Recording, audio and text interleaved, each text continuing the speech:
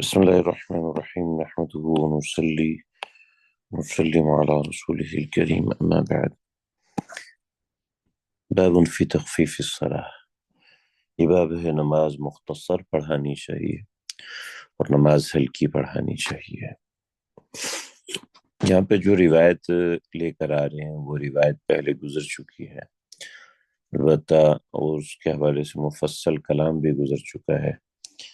جس کے اندر بڑے اہم مباحث ہیں، بڑی اہم چیزیں ہیں، لیکن ہم احتیاطاً اس کو تھوڑا سا ساتھ دیکھ لیں گے تاکہ وہ بحث ہماری ریکال بھی ہو جائے، ہمیں سمجھ میں بھی آ جائے، اور اس حدیث کو پڑھتے ہوئے کوئی اشکال وغیرہ اگر ذہن میں ہو تو وہ بھی نکل جائے۔ وبالسند المتصل منا إلى إمام أبي داود رحمه الله تعالى قال حدثنا أحمد بن حنبل قال حدثنا سفيان عن عمرو سمعه من جابر۔ میرے پاس ابو داود کا ایک نسخہ ہے جس کے اندر یہاں پر ایک چیز لکھی ہے ان عمر ابن دینار سمعه وسمعه، تو اس نسخے میں یہ واو کی غلطی ہے، ٹھیک ہے، عن عمر ابن دینار سمعه، تو عام نسخے جو بزل میں ہیں اور عون المعبود میں ہیں، مکتبۃ البشرا میں ہیں، وہاں پر اسی طریقے سے لکھا ہوا ہے۔ وبه قال حدثنا احمد بن حنبل قال حدثنا سفيان عن عمر سمعه من جابر۔ عام طور پہ اس جگہ پر آتا ہے قال سمعه من جابر، نہیں بھی آتا تو ہم اس سے سمجھ لیں گے کہ سمعه من جابر، انہوں نے فرمایا کہ میں نے سنا، سمعه انہوں نے سنا، من جابر جابر سے، تو یہاں پہ قالا نہیں آیا تو اس وجہ سے یہ سمعه عن کے معنی میں ہے، تو سمعه من جابر انہوں نے سنا جابر سے، قال فرمایا كان معاذ يصلي مع النبي صلی اللہ علیہ وسلم ثم يرجع فيؤمنا، کہ حضرت معاذ نماز پڑھتے تھے نبی علیہ الصلوۃ والسلام کے ساتھ، ثم يرجع فيؤمنا، پھر وہ لوٹتے، فيؤمنا، اور ہمیں نماز پڑھایا کرتے تھے۔ حضرت شاہ صاحب نے اس حدیث کی جو تعویل کی ہے اس کے حوالے سے یہ عبارت بڑی اہم ہے۔ كان معاذ يصلي مع النبي صلی اللہ علیہ وسلم ثم يرجع فيؤمنا، كان معاذ يصلي المغرب مع النبي صلی اللہ علیہ وسلم ثم يرجع فيؤمنا العشاء۔ حضرت شاہ صاحب نے جو اس کی تعویل فرمائی وہ یہ تعویل فرمائی، جبکہ داؤد ظاہری اور امام شافعی رحمہ اللہ تعالی وہ فرماتے ہیں کہ کان یصلی العشاء مع النبی صلی اللہ علیہ وسلم ثم یرجع فیؤمن العشاء، ٹھیک ہے۔ قال مرتن، لیکن جابر فرماتے ہیں کہ مرتن ایک مرتبہ یہ بات فرمائی کہ ثم یرجع فیصلی بقومہ، ٹھیک ہے۔ کان معاذ یصلی مع النبی صلی اللہ علیہ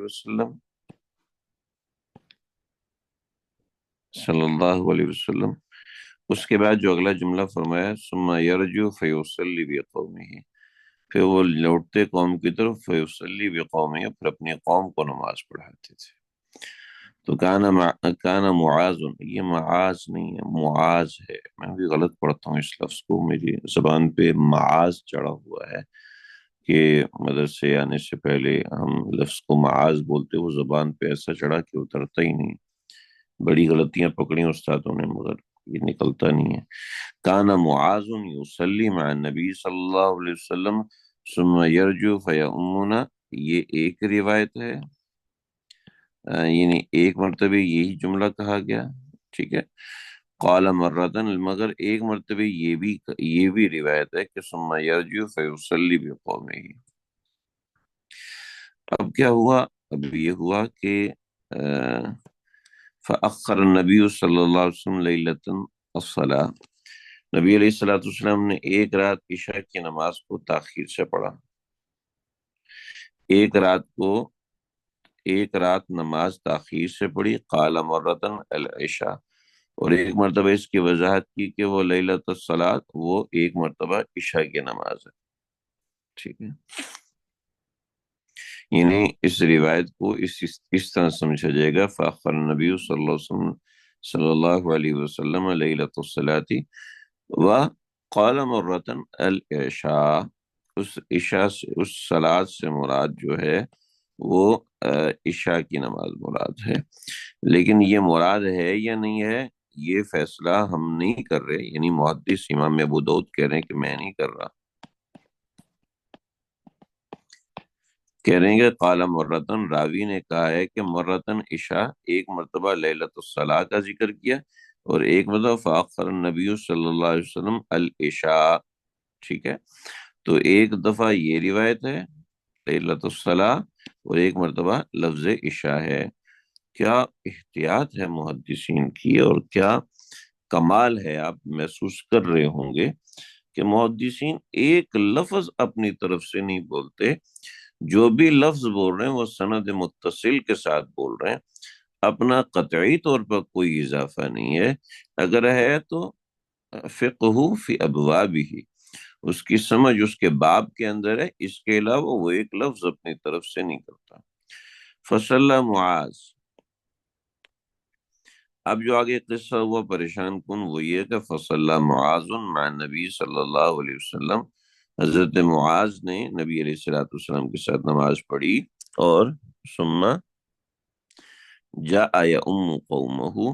پھر تشریف لائے اپنی قوم میں اور پھر قوم کو نماز پڑھائی، فقرأ البقرہ، اور وہ انہوں نے بقرہ کی تلاوت کر لی، یعنی اتنی طویل تلاوت کی کہ فاعتزل رجل من القوم فصلى، ایک آدمی ان کی قوم سے الگ ہو گیا، فاعتزل الگ ہو گیا، من القوم قوم سے، فصلى اس نے اپنی نماز پڑھی، فقیلا تو کہا گیا نافقت یا فلان، تو اے بندے منافق ہو گیا، فقال ما نافقت، تو کہا نہیں میں منافق نہیں ہوا، فات النبی صلی اللہ علیہ وسلم، وہ اللہ کے نبی کے پاس آئے، فقال کہنے لگے شکایت کے طور پر، ان معاذ ان یصلی معک، معاذ آپ کے ساتھ نماز پڑھتے ہیں، ثم یرجو فیؤمنا، پھر وہ آتے ہیں اور پھر ہم کو نماز پڑھاتے ہیں، یا رسول اللہ، وانما نحن اصحاب النواضح، ہمیں اصحاب النوازع، اصحاب النوازع کون ہوتے ہیں؟ وہ لوگ جو کہ پہلے یہ ہوتا تھا کہ کھیت ہوتے تھے، کھیت کو پانی لگانے کے لیے کنویں ہوتے تھے، یہ کنویں، اور کنویں کے اوپر جو اس طرح ایک چکی بنی ہوئی ہوتی تھی، ٹھیک ہے، اس سے رسی کا ڈول نیچے جاتا تھا۔ اب یہ ڈول جو ہے نا، یہ عام بندے کے لیے ہوتا تھا، وہ تو چھوٹا ڈول ہوتا تھا، مگر جو ڈول کھیتوں کے لیے ہوتے تھے نا، وہ ڈول بہت بڑے بڑے ہوتے تھے، پورے سمجھ لو بڑے بڑے ڈرم ہوتے تھے، تو اس کے ذریعے سے پانی نیچے سے نکالتے تھے، وہ بڑے بڑے 8-10 ڈرم جو ہے وہ ایک بندہ تو کھینچ کے نکال نہیں سکتا تھا، تو وہ اونٹنی کے ذریعے سے نکالتے تھے۔ تو اب اونٹنی جو ہے وہ چلتی تھی، وہ دور جاتی تھی، جب دور جاتی تھی تو سارا ڈول باہر آتے تھے، اور باہر آ کے گرتے تھے، پھر اونٹنی واپس آتی، ڈول نیچے چلے جاتے، اور اس طریقے سے معاملہ ہوتا اونٹنی، تو اس طریقے، تو ایسے لوگوں کو، ایسی اونٹنی کو نوازے کہتے تھے، اور یہ لوگ ہوتے تھے اصحاب النوازے، یہ اونٹنیوں کے ذریعے سے پانی نکالنے والے ہوتے تھے، کہتے وَنَعْمَلُ بِأَيْدِينَا، ہم اپنے ہاتھوں سے کام کرتے ہیں، یعنی مطلب یہ ہم تھکے ہوئے ہوتے ہیں، وَإِنَّهُ جَاءَ يَأْمُنَا، یہ پھر یہ آتے ہیں اور ہمیں قرات نماز پڑھاتے ہیں، فقرأ بسورۃ البقرہ، سورہ بقرہ کی تلاوت کرتے ہیں، فقرأ تو انہوں نے پڑھی ہے سورہ بقرہ، فقال یا معاذ افتان انت، افتان انت، کیا تم لوگوں کو فتنے میں مبتلا کرو گے، اقرأ بکذا اقرأ بکذا، یہ پڑھو یہ پڑھو، ٹھیک ہے۔ قال ابو الزبیر، ابو زبیر کہتے ہیں بسبح اسم ربک الاعلی واللیل اذا یغشی، ذکرنا لعمر، ہمیں عمر نے ذکر یہ بات کی، اراہ قد ذکرہ، اراہ میرے خیال میں، قد ذکرہ انہوں نے یہی بات کہی تھی، یعنی عمر نے ابو زبیر کو جو روایت نقل کی ہے، وہ روایت جو ہے وہ اس کے اندر انہوں نے کہا اقرا بھی قضا، یہ پڑھ لیا کرو، لیکن ان کو یاد نہیں، تو فرماتے میرے خیال میں انہوں نے انہوں نے جو کہا ہوگا وہ سبح اسم ربک الاعلیٰ کہا تھا، اور واللیل اذا یغشی کہا تھا۔ اب یہ دیکھیں کہ ابو زبیر جو ہیں وہ یعنی سفیان ثوری، وہ فرماتے ہیں کہ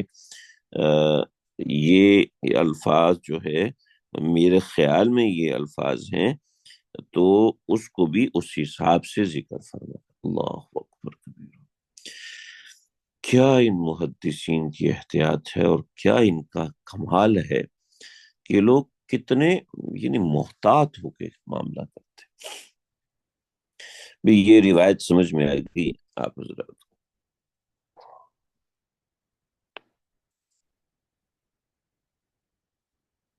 جی، یہاں پر ابو سفیان ثوری کی کنیت ابو زبیر ہے۔ ابو زبیر میں نے کہیں اور دیکھی نہیں، یہاں پر ہے تو بظاہر یہی ابو سفیان ثوری کی۔ دیکھیے میں یہ پوچھ رہا ہوں اس روایت کا وجہ اس کی یہی ہے کہ کیونکہ ہم نے اس کو آگے تھوڑا سا ڈسکس کرنا ہے، تو یہ روایت ذہن میں ہوگی تو ہمارے دماغ میں بیٹھے گی، وگرنہ نہیں بیٹھے گی۔ یہ روایت بڑی اہم ہے، اور اس کے حوالے سے میں پہلے بھی سبق میں ذکر کر چکا ہوں، اور لیکن اب دیکھیے اس سے ایک بنیادی چیز سمجھ میں آ رہی ہے۔ بنیادی چیز سمجھ میں یہ آ رہی ہے کہ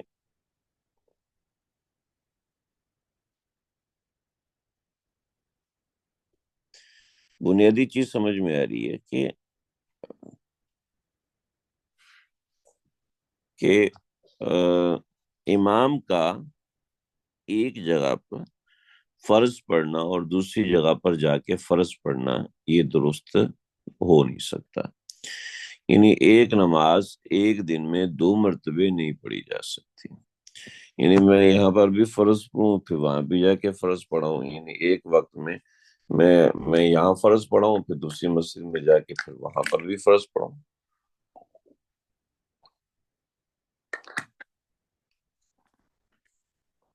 اور یہ چیز سمجھ میں آ ہی نہیں سکتی، ممکن ہی نہیں ہے کہ یہ سمجھ میں آئے۔ کیوں جی؟ اس لیے کہ خود نبی علیہ الصلوۃ والسلام نے کبھی بھی ایک ہی فرض کی دو نمازیں نہیں کروائیں، کبھی بھی ایک فرض کی دو نمازیں آپ صلی اللہ علیہ وسلم نے نہیں کروائیں، نہ آپ کے صحابہ نے اس طرح کروائیں گے کہ ایک ہی فرض کی دو نمازیں کرائیں۔ حضرت ابو بکر، حضرت عمر، حضرت عثمان، حضرت علی، حضرت عبداللہ بن مسعود، اور حضرت ابو دردہ، حضرت دیگر کئی فقہا صحابہ ہیں، کبھی بھی ایسا نہیں ہوا۔ اور پھر خاص طور پر روایات میں ممانعت آئی ہے کہ ایک ہی امام جو ہے وہ دو نمازیں، ایک ہی شخص دو نمازیں جمع نہیں کرے گا، یہ روایت ہے۔ لا لا لا تعاد الصلاة فی یوم مرتين، کہ ایک نماز کو دن میں دو مرتبے نہیں پڑھا جا سکتا۔ رأیت ابن عمر جالسا علی البلاط، بلاط کہتے ہیں یہ مدینے کی ایک جگہ تھی، والناس یصلون، قلت یا ابا عبد الرحمن ما لک لا تصلی، کہنے لگے عبد الرحمن آپ کو کیا ہوا، آپ نماز نہیں پڑھ رہے؟ قال انی قد صلیت، تو فرمایا کہ میں تو نماز پڑھ چکا، وانی سمعت رسول اللہ صلی اللہ علیہ وسلم یقول لا تعاد الصلاة فی یوم مرتين، ایک نماز دن میں دو مرتبہ نہیں پڑھ سکتے ہیں۔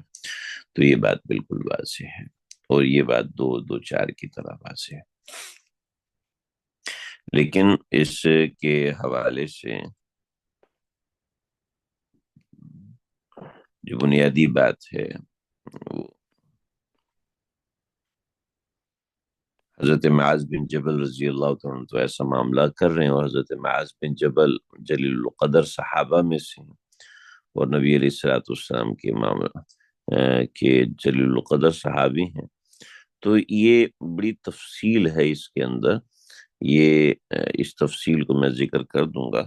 صرف داؤد ظاہری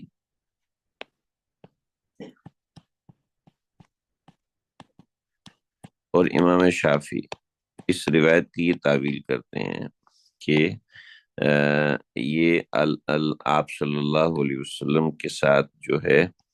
وہ عشاء فرض پڑھتے تھے اور قوم کو جا کے نفل پڑھاتے تھے، یعنی قوم میں جا کے نفل کی نیت سے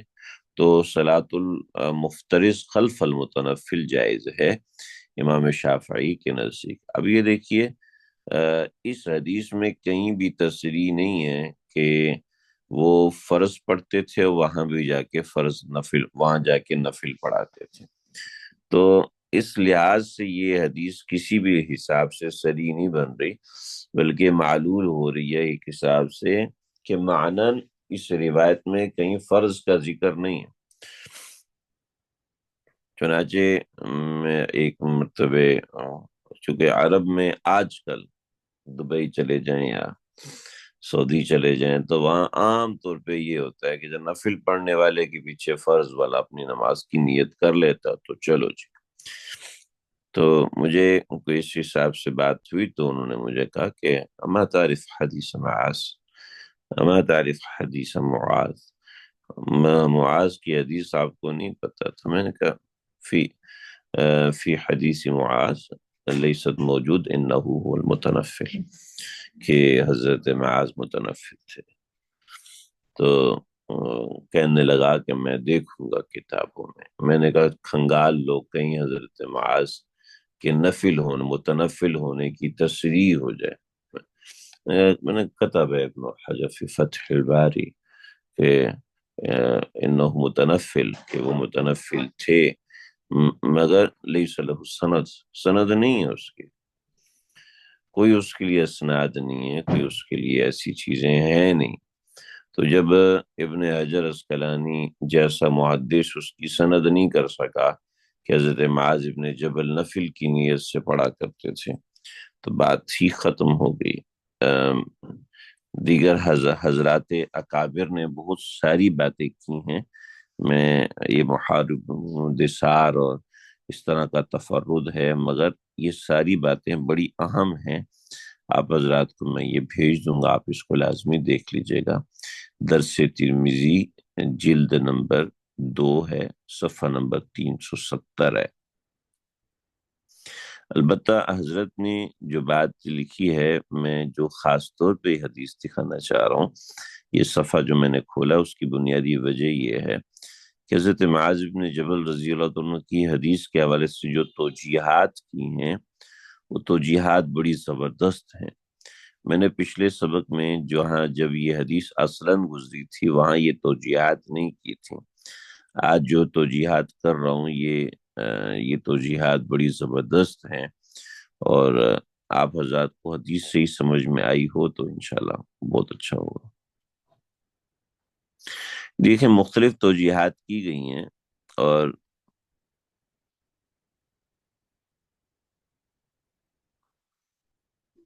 ہم ان توجیحات کو دیکھتے ہیں۔ پہلی توجیح، اس میں حضرت شاہ صاحب کی جو توجیح ہے وہ مجھے سب سے زبردست لگی ہے، البتہ اس پہ جو اشکالات ہیں حدیث کے الفاظ کے ذریعے سے ہوئے۔ یہ حضرت معاذ بن جبل کے واقعے کا تعلق ہے تو حنفیہ اور مالکیہ اور حنابلہ کا ایک مسلک بھی یہی ہے۔ پہلی توجیہ ہے حضرت معاذ رسول اللہ صلی اللہ علیہ وسلم کے پیچھے نفل کی نیت سے نماز پڑھتے تھے،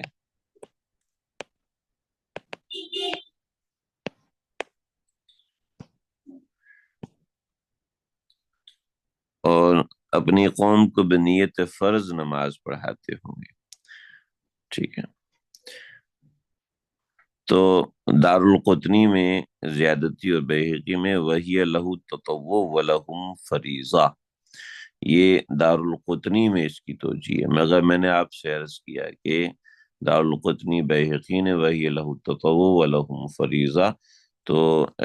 کی توجیہ جو ہے وہ راوی کا اضافہ ہے، کوئی سند اتصال اس میں نہیں ہے، ٹھیک ہے۔ اس کا جواب یہ ہے کہ تمام راویوں میں سے صرف ابن جریج یہ روایت کرتے ہیں۔ اس زیادتی کے بارے میں امام احمد کا قول ہے اخشى اللہ تکون محفوظہ، کہ مجھے ڈر ہے کہ یہ کوئی محفوظ بات نہیں ہے۔ اگر بالفرض اس کو صحیح مان بھی لیا جائے تب بھی یہ راوی کا اپنا گمان ہے، جو کہ حجت نہیں ہے، جو میں نے ذکر کیا کہ راوی کا اپنا گمان ہے، کوئی سند متصل نہیں ہے۔ ٹھیک ہے،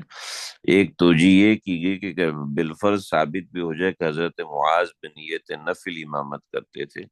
تبھی رسول اللہ صلی اللہ علیہ وسلم کی تقریر ثابت نہیں ہے، بلکہ اس کے خلاف ثابت ہے۔ چنانچہ مسند احمد میں روایت ہے کہ حضرت معاذ کی قوم نے ایک آدمی نے رسول اللہ صلی اللہ علیہ وسلم سے شکایت کی، تو حضرت معاذ دیر سے آتے تھے تو طویل امامت فرماتے تھے۔ حضرت صلی اللہ علیہ وسلم نے حضرت معاذ سے فرمایا، یا معاذ لا تکن فتانا، اما ان تصلی معی و اما ان تخفف علی قومک۔ تو اس کے حوالے سے ہم پچھلے جو ہمارا سبق اس حوالے سے گزرا ہے، ہم اس کے بعد بات کر چکے ہیں۔ تیسری توجہ بعض حضرات نے یہ دی ہے کہ بالفرض حضرت صلی اللہ علیہ وسلم کی تقریر ثابت ہو بھی جائے تب بھی یہ حکم منسوخ ہوا، تب بھی یہ حکم منسوخ ہو، اور اس زمانے کا واقعہ ہو جب ایک فرض نماز کو 2 مرتبہ پڑھنا جائز تھا، اور حضرت ابن عمر کی حدیث لا تصلی صلاۃ المکتوبہ فی یوم صلاۃ مکتوبۃ فی یوم مرتین، اس نے اس کو منسوخ کر دیا۔ یہ توجیحات تحاوی میں موجود ہیں، میں نے تحاوی نہیں کھولی، میں نے کہا ہم عربی کا ترجمہ کریں گے، دیکھ کے ہم ڈائریکٹلی حضرت کی کتاب سے دیکھ لیں۔ دیکھیے آگے جو توجیہ ہے نا وہ حضرت شاہ صاحب کی ہے، وہ توجیہ بڑی زبردست ہے، اس لیے میں حدیث کے الفاظ پہ زور دے رہا تھا کہ ہم اس توجیہ کو سمجھیں اور اس توجیہ کو دیکھیں۔ اللہ اکبر کبیرہ، بھی آپ لوگ بور تو نہیں ہو رہے؟ کس قسم کی باتیں کر رہے ہیں؟ فرماتے ہیں حضرت معاذ ابن جبل رسول اللہ صلی اللہ علیہ وسلم کے ساتھ عشاء کی نماز پڑھ کر عشاء کی نماز نہیں پڑھاتے تھے۔ ٹھیک ہے، عشاء کی نماز پڑھ کے عشاء کی ہی نماز نہیں پڑھاتے تھے، بلکہ واقعہ یہ تھا کہ حضرت صلی اللہ علیہ وسلم کے ساتھ مغرب کی نماز پڑھتے اور اپنی قوم کے ساتھ عشاء کی نماز پڑھتے، جیسا کہ میں نے آپ حضرات سے عرض کیا کہ روایت کے اندر بھی اس کا معنی ہے۔ ٹھیک ہے، یہ کان معاذ یصلی مع النبی صلی اللہ علیہ وسلم ثم یرجو فیؤمنا، یعنی یصلی المغرب فیؤمنا العشاء۔ ٹھیک ہے جی، تو یہ میں نے آپ سے جو ذکر کیا تھا، تو یہی حضرت شاہ صاحب نے اس کی تعویل فرمائی۔ لا الہ الا اللہ۔ لہذا اقتداء المفترض بالمتنفل کا سوال ہی پیدا نہیں ہوتا، جس کی دلیل ترمذی کی جو روایت ہے وہ یہ ہے، وہ اسی حدیث کی ہے، ان معاذ بن جبل کان یصلی مع رسول اللہ صلی اللہ علیہ وسلم المغرب ثم یرجع الی قومه فیؤمهم، پھر اپنے قوم کی طرف آئے اور آپ نے جو ہے وہ عشاء کی نماز ادا فرمائی۔ تو اس تحقیق پر بات بالکل واضح ہو جاتی ہے، البتہ اس پہ 2 اشکال باقی رہتے ہیں۔ پہلا اشکال یہ ہے کہ حضرت معاذ کی قوم نے ان کے دیر سے آنے کی شکایت کیوں کی؟ تو جواب یہ ہے کہ بعض روایت سے معلوم ہوتا ہے کہ حضرت معاذ مغرب کی نماز کے فوراً بعد وہاں سے روانہ ہو جاتے تھے۔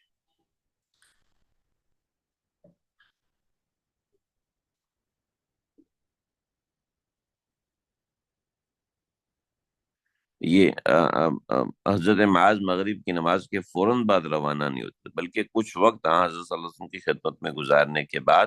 اپنے قوم میں جایا کرتے تھے، لہٰذا اس بنا پر قوم کو نماز عشاء میں تاخیر ہو جاتی تھی، اس وجہ سے انہوں نے اعتراض کیا تھا۔ اب دوسرا اشکال، پہلا اشکال تو یہ ہے کہ اگر مغرب اور عشاء تو ظاہر بات اس کے درمیان فاصلہ ہے، قوم کو شکایت نہیں کرنی چاہیے تھی۔ دوسرا اشکال یہ ہوتا ہے کہ ایک روایت میں حضرت معاذ کے بارے میں مروی ہے ثم یرجو الی قومی فیصلی بہم تلک الصلاۃ، یعنی وہی نماز دوبارہ پڑھتے۔ اس سے معلوم ہوتا حضرت معاذ آپ صلی اللہ علیہ وسلم کے ساتھ عشاء کی نماز پڑھتے اور پھر وہی نماز اپنی قوم کو جا کے پڑھایا کرتے تھے۔ یہ دوسرا اشکال ہے، یہ اشکال زیادہ قوی ہے اور یہ دل کو لگتا بھی ہے۔ اس کا جواب بھی حضرت شاہ صاحب نے بڑا زبردست دیا، فرمایا کہ ان کا معمول مغرب کی نماز پڑھ کر جانے کا تھا، لیکن ایک دن وہ عشاء کی نماز پڑھ کر گئے، ٹھیک ہے، حدیث میں اسی دن کا واقعہ بیان کیا گیا ہے، اسی دن کا واقعہ بیان کیا گیا۔ پھر ایک دن کے بارے میں تین احتمال ہیں۔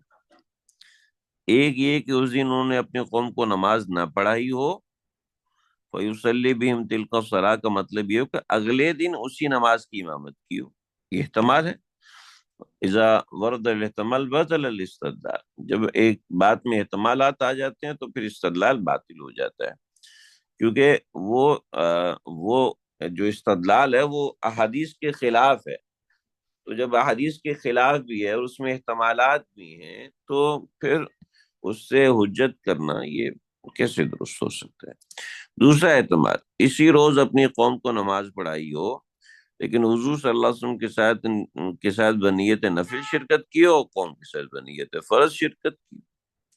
اور تیسرا امکان یہ ہے کہ اس کے برعکس کیا ہو، یعنی نبی علیہ الصلوۃ والسلام کے ساتھ فرض شرکت کی ہو، قوم کے ساتھ بنیت نفل کی ہو۔ تو دو احتمالات سے تو ہماری بات ثابت ہوتی ہے، صرف تیسرے احتمال سے جو ہے وہ شوافے کا مسلک ثابت ہوتا ہے۔ تو باہر صورت اگر تیسری بات ہے، اگر تیسری بات ہے، پہلی بات ہے، دوسری بات ہے، باہر صورت یہ حضرت کا اجتہاد ہے، حضرت معاذ بن جبل کا اجتہاد ہے، حضرت معاذ بن جبل کا اجتہاد ہے، جو کہ قوم پر حجت نہیں ہے، قوم کے لیے تو نبی علیہ الصلوۃ والسلام کی بات معتبر ہے۔ حضرت شیخ فرماتے ہیں، حضرت شیخ الاسلام صاحب فرماتے ہیں کہ حضرت شاہ صاحب کا جو جواب ہے وہ دقت نظر کے باوجود محل نظر ہے، اس لیے کہ مسلم شریف کی روایت کے مذکورہ بالا روایت کی ابتدائی الفاظ یہ ہیں کہ ان جابر بن عبداللہ ان معاذ بن جبل کان یصلی مع رسول اللہ صلی اللہ علیہ وسلم العشاء الاخرہ ثم یرجع، ٹھیک ہے۔ تو اس میں کانا کا صیغہ اس بات پہ دلالت کر رہی ہے کسی ایک دن کا واقعہ نہیں، بلکہ حضرت معاذ کا معمول عشاء کی نماز حضرت صلی اللہ علیہ وسلم کے ساتھ پڑھ کے ساتھ اپنی قوم کی طرف لوٹنے کا تھا۔ تو اگرچہ اس کے بارے میں یہ کہا جا سکتا ہے لفظ کانا ہر جگہ استمرار کے معنی کا فائدہ نہیں دیتا، خاص طور پہ حدیث میں کما حقق النبی فی غیر موضع فی شرع المسلم، تو اگرچہ اس پہ حضرت شیخ الاسلام صاحب فرماتے ہیں کہ یہ جو میرا اشکال ہے اس کا یہ جواب دیا جا سکتا ہے، لیکن حضرت نے ایک واقعہ ایک دوسرے طریقے سے فتح الملہم میں ذکر فرمایا ہے۔ جو فتح الملہم میں ذکر فرمایا ہے وہ یہ ساری بات عربی، انما جعل الامام لیتم به يدل على ان الامام لا يعد اماما الا اذا ربط المقتدي صلاته بصلاته بحيث يمكن الدخول في صلاته بنية صلاة الامام فتكون صلاة الامام متضمنة لصلاة المقتدي فيكون المقتدي تابعا له فعلا ونية غير مختلفة عليه كما قال عليه الصلاة والسلام ولا تختلفوا علیہ۔ یہ حضرت نے پوری ایک بات نقل کی ہے جس کا خلاصہ کیا ہے وہ خلاصہ میں آپ کے سامنے ذکر کرتا ہوں، بلکہ خلاصہ حضرت کے الفاظ میں ہی ہے، غالباً آگے ہے۔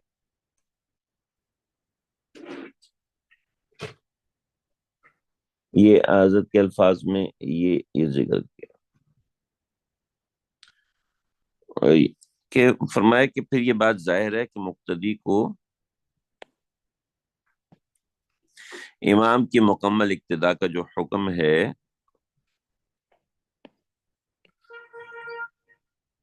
بتدریج دیا گیا، اس میں آہستہ آہستہ ترقی، ورنہ ابتداء امامت و اقتداء کا مفہوم صرف اتنا تھا امام اور مقتدی ایک جگہ جمع ہو جائیں۔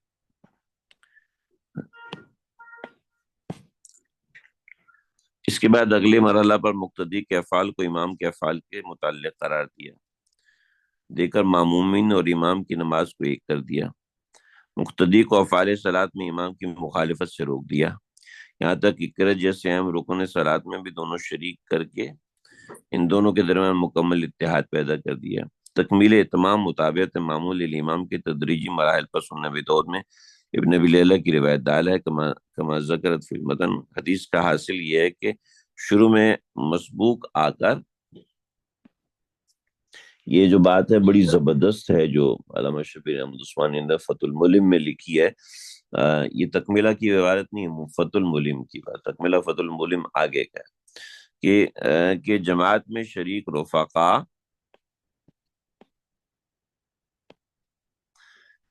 سے فوت شدہ نماز کے بارے میں پوچھتے تھے، معلوم کرنے کے بعد اپنی رکعتوں کو پورا کیا کرتا، اس کے بعد امام کے ساتھ شریک ہوتا۔ لیکن ایک مرتبہ حضرت معاذ مسبوق ہوئے تو فوراً نبی علیہ الصلوۃ والسلام کے ساتھ نماز میں شریک ہو گئے، اور انہوں نے اپنی بقیہ رکعتیں حضرت صلی اللہ علیہ وسلم کے نماز سے فارغ ہونے کے بعد پوری کی۔ اس پر حضرت صلی اللہ علیہ وسلم نے فرمایا ان معاذ قد سن لکم سنتا کذالک فافعلوا۔ ٹھیک ہے، تو یہ حدیث اس بات پر دال ہے کہ ابتدائی اسلام میں مقتدی کے لیے امام کی اقتداء تمام حیات میں لازم نہ تھی، پھر یہ بتدریج لازم ہوتی گئی، یہاں تک کہ امام اور مقتدی کی نماز میں مکمل اتحاد ہو گیا۔ لہذا اس کا تقاضا یہ ہے کہ جن احادیث میں اہتمام کامل کے مقتضا کے خلاف امور مروی ہیں، ان کی تاریخ بھی معلوم نہ ہو، ایسی حدیث کو عوامر اہتمام اور نواہی اختلاف علی الامام پر محمول کیا جائے، البتہ اگر دلیل صریح اس پر دلالت کرے کہ حدیث کا تعلق امر اہتمام کے بارے میں ہی ہے، اس صورت میں حدیث کے مطابق عمل کیا جائے۔ یہ بات کا خلاصہ ہو گیا، اور بڑی بات ہے، حضرت معاذ کی حدیث باب میں اس کی کوئی تصریح نہیں کہ کس زمانے کا واقع ہے، لہٰذا اسے بھی احکام اہتمام سے پہلے محمول کیا جائے گا۔ یہ بڑی بہترین خلاصہ ہو گیا اور بہت ہی زبردست بات ہوگی۔ آپ حضرات کو بات سمجھ میں آ گئی ہے؟ نہیں سمجھ میں آئی تو میں کوشش کروں گا اپنے الفاظ میں سمجھا دوں، نہیں تو پھر ہم آگے بڑھتے ہیں۔ بتائیے جی، بات سمجھ میں آ گئی ہے؟ ٹھیک ہے، ایک جواب تو آگے کہ ان کو سمجھ میں آ گئی ہے، دوسرے حضرات بھی بتا دیں تاکہ پھر ہم تھوڑی تھوڑی سمجھ میں سمجھاتا ہوں۔ حضرت شیخ الاسلام صاحب نے جو بات لکھی ہے وہ سب سے بہترین بات یہ لکھی ہے کہ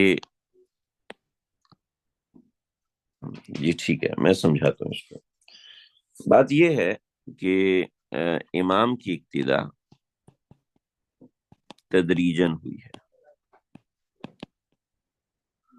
تدریج کا مطلب سٹیپ بائی سٹیپ ہوئی۔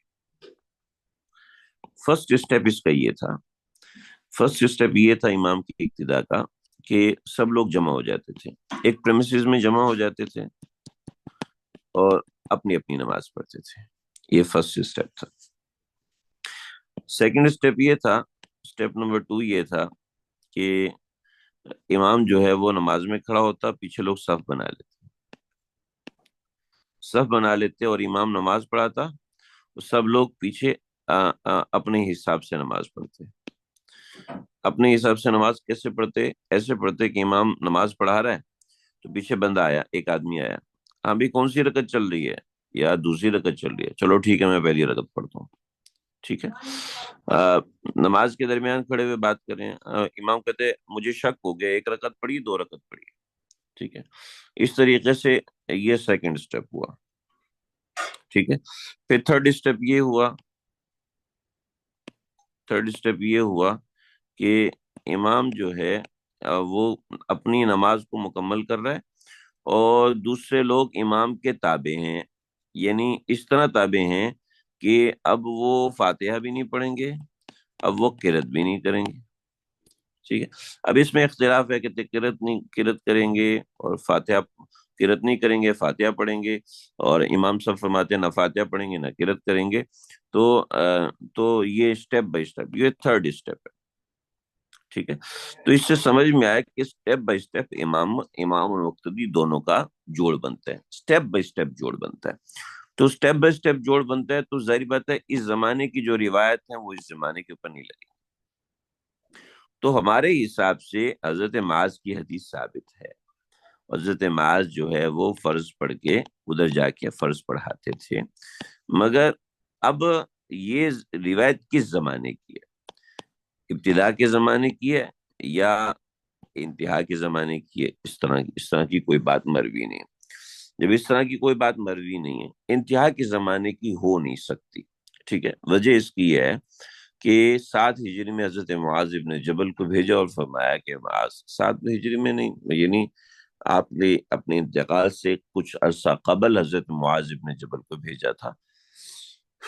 یمن کی طرف، اور فرمایا کہ لعلک تزور قبری، تم میری قبر کو دیکھو گے۔ تو حضرت معاذ سے روئے بچوں کی طرح۔ تو آپ نے فرمایا کہ، تو حضرت معاذ رضی اللہ تعالیٰ عنہ تو آخر وقت تک تو ساتھ نہ رہے، لمبا زمانہ ساتھ رہے۔ تو ایریا کون سا ہے، ٹائم کون سا ہے، اس کے بارے میں کچھ پتہ نہیں۔ جب اس کے بارے میں کچھ نہیں پتہ ہے تو ایسی حدیث سے استدلال نہیں کریں گے کہ جس کے زمانہ اور ٹائم پیریڈ کو ہم نہیں جانتے۔ چاہے جائے گے کہ وہ روایت دیگر معاملات و شرعی بدیہیات کے بالکل مخالف ہو، تو پھر اس روایت کو نہیں قبول کیا جائے گا۔ امید ہے کچھ میری بات سمجھ میں آئی ہوگی۔ تو فرسٹ اسٹیپ کی روایت اگرچہ درست ہیں، مگر وہ تھرڈ اسٹیپ کی روایت پہ حجت نہیں، ٹھیک ہے۔ تو ہو سکتا ہے کہ ابتدا میں امام اور مقتدی کے اتحاد نیت ہونا شرط نہ ہو، مگر بعد میں جا کے اتحاد نیت شرط ہوا، نمازوں کو جمع کرنا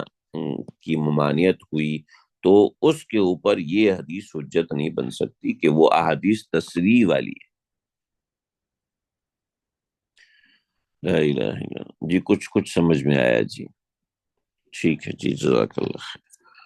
آگے بڑھتے ہیں۔ آگے کی جو روایت ہیں ہم آج ہی پڑھنا ضروری اس لیے کہ یہ اسی روایت سے جڑ رہی ہیں، اس لیے ہم ان کو پڑھ لیں گے، سمجھ لیں گے، بات واضح ہو جائے گی، اور ان کو زیادہ تفصیل میں جانے کی ضرورت نہیں پڑے گی، اس لیے کہ ساری روایت اوپر کی روایت سے مل رہی ہے۔ وبی قال حدثنا موسى بن اسماعیل قال حدثنا طالب بن حبیب قال سمعت عبد الرحمن بن جابر يحدث عن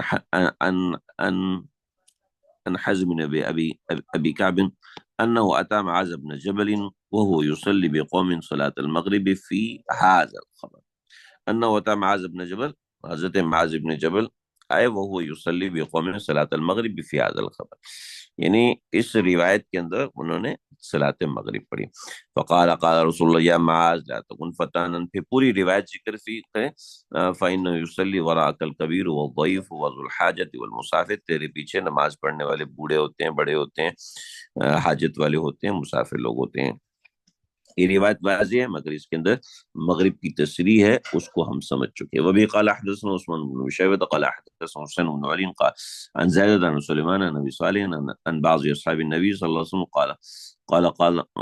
قال النبی صلی اللہ علیہ وسلم لرجل، آپ نے کسی شخص سے کہا کیف تقول فی الصلاۃ، تم نماز میں کیسے کہتے ہو؟ قال اتشہد، میں تشہد پڑھتا ہوں، واقول، میں کہتا ہوں۔ اب یہ نماز کے اندر خفت کا ذکر ہے کہ نماز میں چھوٹی چھوٹی دعائیں پڑھتے ہیں، تو یہ اس کا ذکر ہے۔ اتشہد، میں تشہد پڑھتا ہوں، واقول، اور میں کہتا ہوں اللہم انی اسألک الجنہ، میں جنت کا سوال کرتا ہوں، واعوذ بک من النار، میں آگ سے پناہ مانگتا ہوں، وانی لا احسن دندنتک،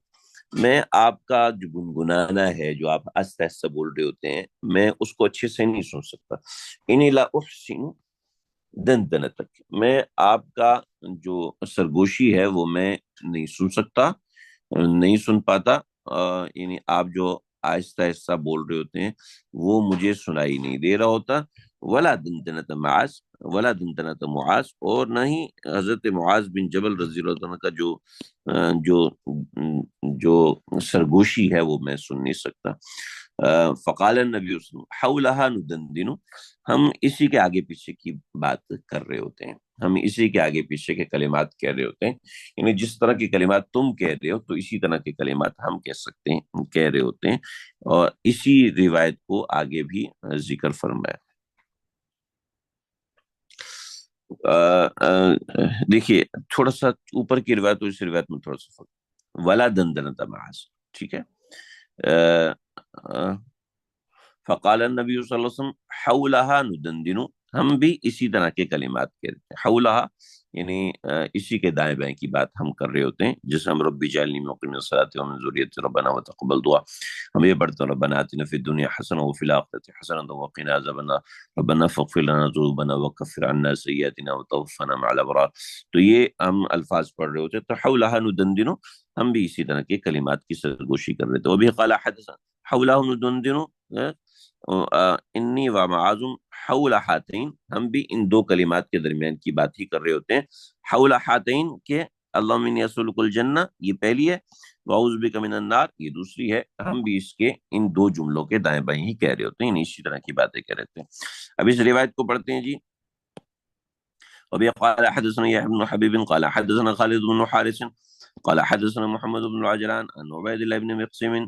عن جابر ذكر قصة معاذ کا قصہ بیان کیا، قال وقال يعني النبي صلى الله عليه وسلم للفتى، ایک نوجوان سے ذکر کیا، كيف تصنع يا ابن اخي، اے بھتیجے کیسے پڑھتے ہو اذا صليت، جب تم نماز پڑھتے ہو، قال اقرأ بفاتحة الكتاب، میں فاتحہ پڑھتا ہوں، وصل الجنة، اور جنت کا سوال کرتا ہوں، واعوذ به من النار، اور میں جہنم سے پناہ مانگتا ہوں، وانی لا ادری ما دنتنتک ولا دنتنت معاذ، آپ کیسے سرگوشی کرتے ہیں اور کیسے معاذ کرتے ہیں، فقال النبی صلی اللہ علیہ وسلم انی و معاذ حول ہاتین او نحو ھذا، یا اسی طرح کی کوئی بات آپ نے فرمائی تھی۔ تو یہ ساری وہی بات ہے جس کے اندر ایسے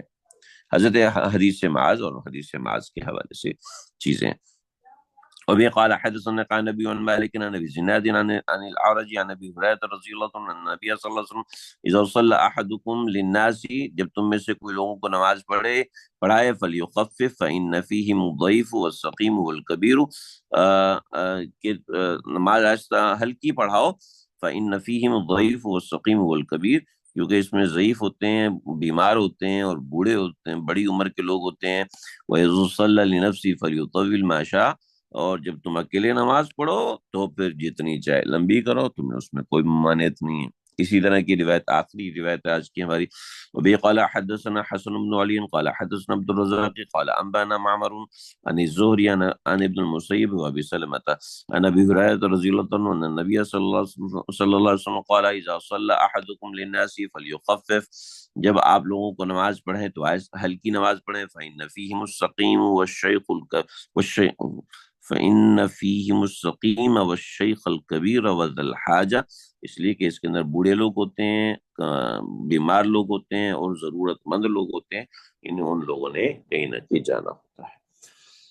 ہاں ہاں ہاں، آج کا سبق یہیں تک ہے، وصلی اللہ تعالی علی خیر خلقہ محمد وآلہ وصحبہ۔